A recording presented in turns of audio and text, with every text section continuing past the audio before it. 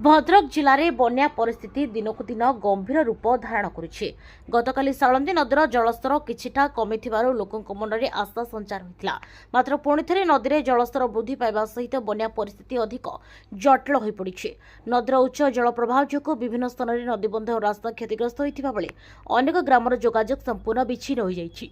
सालंदी नदीर जलप्रवाह बढ़िबा परे नालिया नदी में प्राय 40 फुट्र एक बड़ घाई सृष्टि होइछि। यार प्रभाव में भद्रक जिलार अन्नपाड़ पंचायत अंतर्गत राजमुकुंदपुर अंकपदा ग्राम को यातायात संपूर्ण बंद होइछि। रास्ता भासीजिबा और घाई सृष्टि हेबारु ग्रामवासी बाह्य जगतरू प्राय विच्छिन्न हो पड़िछन्ति। जरूरी सेवा और दैनंदिन आवश्यकता पूरण में सेमाने गुरुतर समस्यार सम्मुखीन होइछन्ति। राजघाट ठारे सालंदी नदीर विपद संकेत 17 फुट थिबा बेले बन्याजल 18.50 फुट उपरे प्रवाहित हेउथबारु निम्नांचल आतंक बढ़ी। नदीकूलवर्ती अनेक ग्राम में बन्या पानी प्रवेश कर घर द्वार चाष जमी और ग्राम्य रास्ता को जलमग्न कर देछि। अनेक परिवार घर भितर पानी पशिजिबारु सुरक्षित स्थान को आश्रय नेइथिबा बेले केतेक परिवार जरी पाल तले दिन काटुछन्ति। अनेक ग्राम में घर सामने प्रबल स्रोत पानी बहुतबारु लोक मैंने बाहर को बाहरी पारुनांती। खाद्य पीवा पानी औषध और अन्य नित्य व्यवहार्य सामग्री पाइबारे बहु असुविधा होछि। शिशु वृद्ध गर्भवती महिला स्थिति को नहीं परिवार सदस्य मध्य चिंता बढ़ी। जलबंदी परिवार मान कहवा अनुसार बन्यार व्यापकता जो सब स्थान में प्रशासन पहुंचा संभव हो पारना। केतक दुर्गम अंचल को एपर्यंत रिलीफ सामग्री पहुंची नथिबारु स्थानीय लोके शीघ्र अधिक सहायता पहुंचाइबा दाबी करिसेंते। तेबे बन्या परिस्थिति को दृष्टि रखी प्रशासन पक्षरु रिलीफ उद्धार कार्य जारी रही।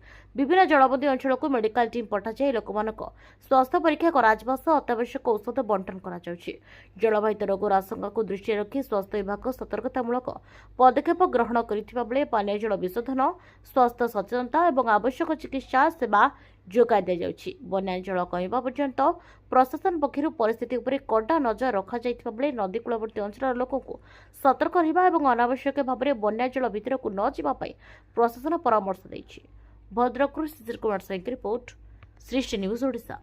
मु डॉक्टर शिवाशीष ओझा बरपदा सीएससी गोष्ठी स्वास्थ्य केन्द्र आम मेडिकल टीम डॉक्टर मानस मिश्र हेल्थ वर्कर आम बर्तमान जो बन्या एफेक्टेड एरिया बर्तमान आसीचु आम लोकंर कौन असुविधा है कार रोगर ग्रस्त अच्छा बर्तमान आम मेडिसिन दबू आम फार्मासीस्ट भी आम सांगे आम बरपदा मेडिकल एमएसटी टीम आरबीएस के टीम आस बर्तमान ये मेडिसिन वितरण करने आम जाऊँ बर्तमान गाँव को जाऊँ देखिए कहाँ कौन असुविधा है से अनुसार मेडिसिन झाड़ा बांती हो जमी बन्या बात्या समय जो रोग ग्रस्त हूँ झाड़ा बांती ज्वर काश ठंडा ये सब मेडिसिन छोट छुआ किसी मेडिसिन ये सब धरिकी आम आसू बर्तमान जहाँ इमिडिएट बर्तमान जहाँ दरकार कथा आम मेडिसिन बर्तमान प्रोवाइड कर डॉक्टर मानस मिश्र आम बरपदा मेडिकल अच्छु आरबीएस के इंस्ट्रक्टर अन्नपाड़ पंचायत तो देखुं बन्या सब तो आम आंकपदा गाँव को मेडिसिन नहीं कि जाइलु से राजमुकुंदपुर गाँव ये आसु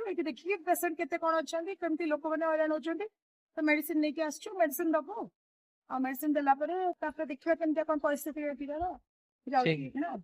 बर्तमान सबुआड़े देखा जी पानी घर समाज रही भी आप पानी भितर पशिक लोक मान तो बहुत हईराण होती आम तो आम तो कम यहाँ आम दायित्व आम रेस्पॉन्सिबिलिटी आमर लोक मैंने तो हईराण होती पहुंच एरिया गुड़ाक तो देखुं आप निजे पानी घेर सब रही तेणु आसिया तो पड़ो जहाँ भी लोक मैंने हईराण होती आम निज दायित्व पाल पशिक तथापि 500-700 मीटर भाया देखुं आपन तो निजे आम सहित आसुँच देखुं लोकर अवस्था जाऊँ देखिए केमती कौन अच्छे समस्त मेडिसिन जी पारू देदेबू आदि कौन हम देखिए बहुत पानी है सर आज को 5-7 दिन है पानी रहा आम 3 जन अच्छु से वर्षा पानी आम भितर पानी पशि जाइए तेणु आम आसिक ऊपर रंधा रंधि कर खाऊ। हाँ डर तो अच्छी किंतु लाइन देके आम रोच अत्याधिक है ना गाँव को पलैब ना पानी बर्तमान भी अच्छी ना पाइखाना कौन कर सारे ऊपर जा कूल बंधा झाड़ा जाऊँ ना कहीं आसी ना ना ना कि देना रोचु अत्याधिक पलि जाऊँ गाँव को हाँ आज्ञा हाँ ये हूँ रोषे पास ये ना छाड़ी ना बर्तमान भी पानी अच्छी हाँ ପାଣି ବଢ଼ିବାରେ ଲାଗିଛି, ପାଣି କମିବାରେ ନାହିଁ। ଭୟ ତ ରହୁଛି, କିନ୍ତୁ ଆମେ ରାତି ହେଲେ ଛୋଟ ପିଲା ଆମେ ନେଇକି ପଳେଇ ଯାଉଛୁ ଗାଁକୁ। ଆଉ ଲାଇନ୍ ଅଛି, ପାଣି ପାଇଁ ବ୍ୟବସ୍ଥା ଟ୍ୟୁବୱେଲ୍ ଫୁଟେଇକି ପାଣି ପିଉଛୁ।